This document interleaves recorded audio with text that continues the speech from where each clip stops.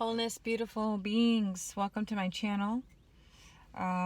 Today's topic is geared towards my empaths out there. And so the question or topic we're going to discuss is why being the glue and the pillar can be harmful for you.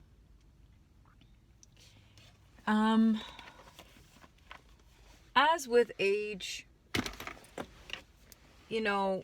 as a woman in her mid-30s, I've come to the conclusion that, there are things and flaws within myself that, I need to work on and that I need to become aware of, and I need to try to improve, I've always been an incredibly highly sensitive person. I've always been this way, even as a child. Any amount of suffering or pain or discomfort, or an unstable environment or unsafe environment, I was always incredibly sensitive to what was going on around me. But it's so much so that it would be so overwhelming for my nervous system that I wasn't in tune with what was going on inside me. So I was aware of what was going on around me energetically, but I couldn't really decipher my feelings or discern my feelings, the difference between my feelings and other people's feelings. I always struggled with that. And to this day, I've gotten a lot better with maturity, with age, with life experience, but it's still an uphill battle, specifically if I'm working with a lot of people. Right now, currently, I'm working in healthcare, and it's incredible. Sometimes it's very difficult, and it gets to the point where I actually numb myself out, and I feel only what they're feeling. And it's almost like the feelings of others, it kind of possesses me, and it becomes my own. I make it my own. So,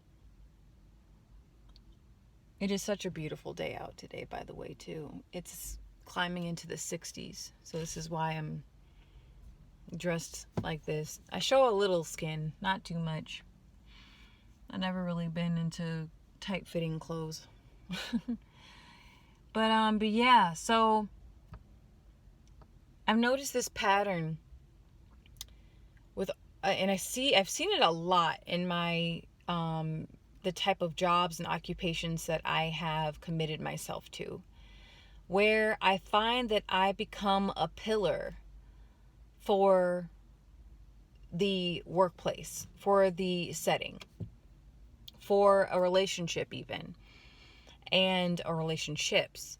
And this pattern of needing to be the pillar, to keep things up, to keep things going, to keep things flowing, to keep things on a certain trajectory. And it wipes me out. There is a lack of self-care. There's a lack of appreciation, acknowledgement. Self-worth, self-value becomes a bit blurred because I have this almost self-sacrificial part of my nature where I will push my needs and my wants and my desires aside for the betterment of all, for the betterment of the other, for the betterment of the group, for the betterment of the workplace. And I guess you can say it's a form of codependency, which I have also shared that I am in recovery from. It's something that you just can't snap your fingers and all of a sudden you're no longer codependent. But I attract certain individuals, or have attracted certain individuals and certain circumstances where I become a victim of circumstance. I become a victim of my environment, because I have this thing where I can't give up. I can't let this go. It's my responsibility to keep things together. And I think that comes from my early childhood. my environment in my early childhood, when things were in turmoil or unstable or felt or an unsafe environment, whether that was psychologically or physically. I felt like I was the one having to keep it up, to uphold the pillar, but the pillar that holds the weight of the ceiling to the foundation, of the floor, of the ground. And I'll use this as an example. As a child, I've shared with you all that I grew up as a Muslim. I was raised Muslim in the U.S., and I have a unique blend of black culture with Middle Eastern / Arab culture, and then living in predominantly white, a patriarchal society, Western culture, which makes up the U.S., right? And so in our Muslim household, there would be seasons and cycles where men weren't really very prevalent. And it was my mother who had to wear the hat of the protector and the guide and the provider and the nurturer and the teacher. And she had to wear so many hats, raising 5 children. Okay, so it started off with me, then my sister for several years, and then my mother brought in 2 extra children, which were my uncle's children, and so my cousins. And then several years later, my little brother popped into the scene. And so my mom, she would have partners here or there, but my mom's a very strong-willed woman. Okay, she is nothing to play around with. She's just not. I don't think my mom could ever be a trad wife or a traditional wife. That's just not in her makeup. That's not a bad thing either. I am the way I am, and I carry myself the way I carry myself, all due to the strong, independent women that have been very present and prevalent in my family. Education we are always told to get your education, make sure you can sustain yourself, make sure you have your own money. It doesn't matter if you're in a happy marriage or unhappy marriage, unhealthy marriage or a healthy marriage, you have to have your own. Because my mother would say, like, your husband can die and then you have no money. You're stay-at-home mom, you have nothing. He didn't make enough money to sustain you and your family. So what do? What do you have to provide for now, since you are the current leader of the household, right? So individual, independent, being an advocate for yourself, that's always been really embedded in how I was raised. However, in the Islamic tradition, the man is very patriarchal. Islam and most monotheistic religions, where the man is the head of the household, right? And so with our faith, I found myself being the first child and the eldest or the oldest child, the firstborn, kind of filling in those roles sometimes of the man, if you will. And not to say that my mom did that purposefully, it just came natural, right? And so I would be the one to call the prayer. I would be the one to lead the prayer a lot of the times. I would be the one that would help my mom, fix lunches and dinners and breakfasts for the younger kids, getting them ready, prepare for school. Like, I played that adult role and kind of filled in that role of the missing male counterpart, okay? And so, I've always had and felt this obligation to keep things together, to keep things glued, to keep things on track. And that almost, it became an expectation, like, Rashida, Nadja, you're gonna do well in school. You're gonna go to college. You're gonna do this. You're gonna do that. And because you're you, and you have to be good and do what it became like I took on that label of the favorite, which I really, really didn't like. And I think it just really kind of played havoc, And so as an adult, I would find myself in these occupations, these type of jobs where I would just fill in moments of crisis. I had a job at a public library, and the manager at the time she was going through some personal health, her own personal health crisis, and she couldn't show up, and so a lot of her responsibility fell on me. The departmental duties fell on me, and I became a pillar for her. I became a pillar when I worked for a nanny, or as a nanny job for a while, and the husband would be working his butt off, okay, to sustain and to provide for his family, but he couldn't be there to help raise the kids all the time. And so in his absence, I would fill in, I would help the mom. And then I was a teacher, an educator, where the school was struggling. It was a nonprofit charter school, and the kids were underperforming with the state test exams. And so I say all this to say is that, like, I've noticed a certain pattern where I'm just a filler. I fill in moments of crisis, and then when it's time for me to leave, when it's time for me to move on, I it's like this sense of like it's hard for me to, you know what I'm saying? It takes something to kind of shake me out of that role and move on. I have to hear someone say something inappropriate or something that hurts my feelings, or something it's like a catalyst. Something says, it's time for you to move on. It's time for you to go. You've done what you needed to do.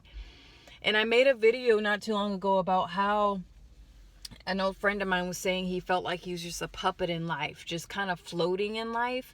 Like, yeah, you have free will. Yeah, you have the freedom of choice, but it's almost like everything's divinely led and guided already, and you're just there to experience. And so I've become more aware of this pattern, and how, I'm kind of tired of it.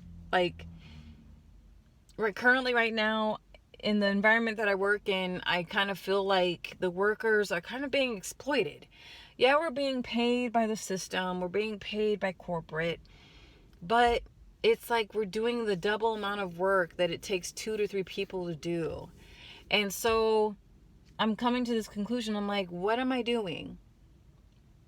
Why do I feel this obligation to fulfill this role? Why am I saying, what in me is saying yes to this? Where I'm, and I say it causes harm to empaths, because we deeply, deeply feel things to the point where we lose ourselves in the task at hand.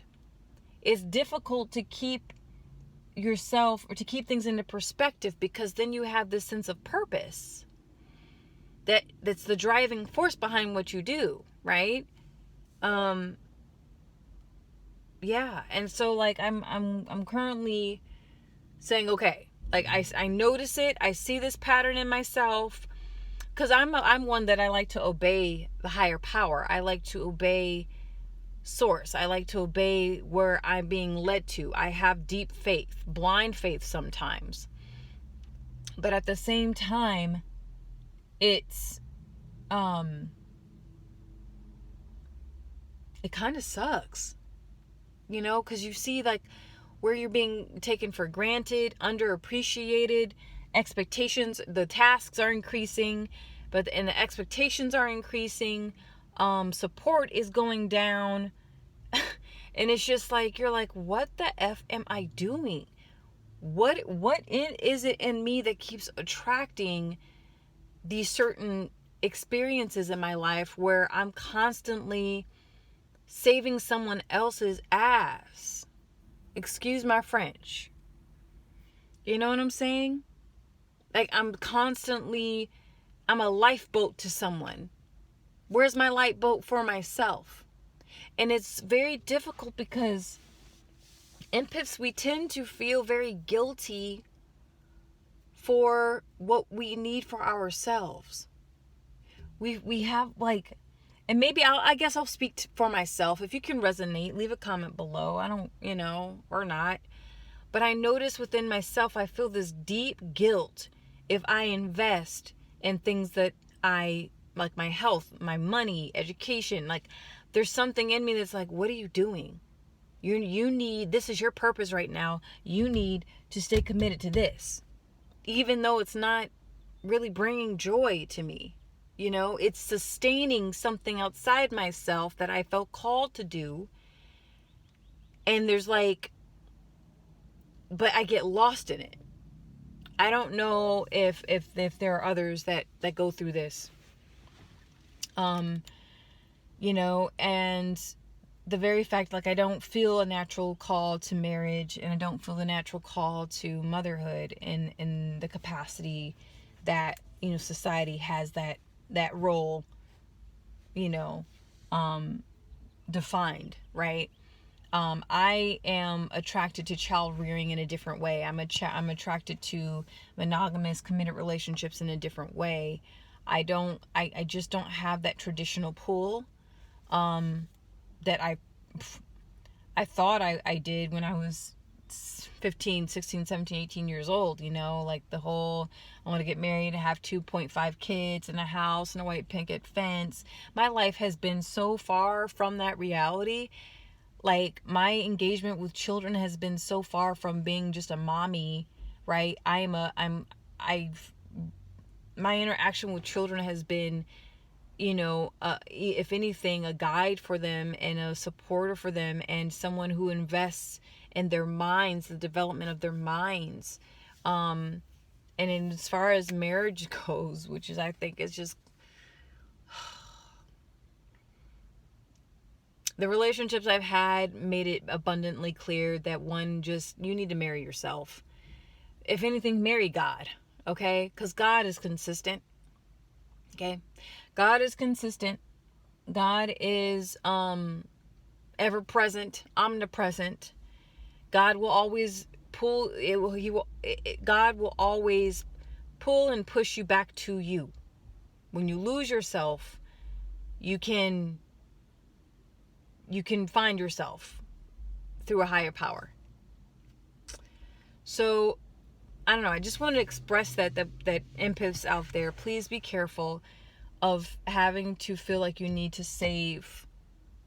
You need to be some form of savior to people who are abusive, or you find yourself in abusive environments, or your work is being taken for granted and you just want to keep staying committed to that. That's unhealthy. That's not self-love. That's not self-care. You lower your value. You lower your self-worth. Your self-esteem is affected. It's no good. So relationships, platonic friendships, professional rapport that you have with people, if you feel like the quality of the environment you find yourself in is keeping you glued and stuck because you feel like it's just your purpose to suffer, you feel like it's your duty to go through such a challenging, hard time, and things just continue to get harder progressively, get the hell out of there. Get the hell out of there. Know when to fold them. Know when to leave. I'm gotten a lot better at that. 10, 12 years ago, not so much. But I've gotten a hell of a lot better at that. I've had to go through a lot of pain. But knowing when to end things and know when to begin things is very challenging, but you get better at it the more practice, you have. So that's it. I wanted to just share that as a little reminder. Don't feel obligated to be the pillar to keep things together all the time for other people, because that's when you'll fall apart. Thank you.